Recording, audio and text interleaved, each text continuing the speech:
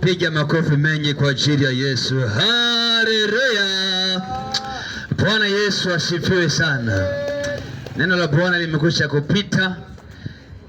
Wakati bado unajiuliza ndani ya moyo wako, hivi nichukue maamuzi ya kumwamini Yesu ama niendelee na dini yangu, ama niendelee na upagani wangu, ama niendelee kung'ana na dhambi tu, wewe nitatoboa mbele kwa mbele.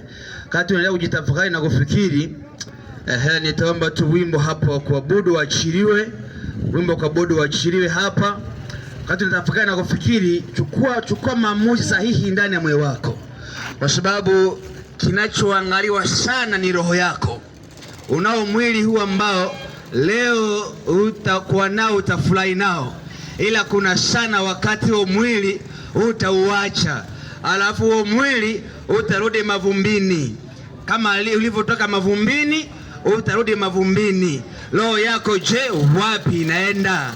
Kama hauna Yesu, mtumishi amesema hauendi mbinguni, ni kwenye ziwa la moto. Ila kama ukimpokea Yesu jioni ya leo,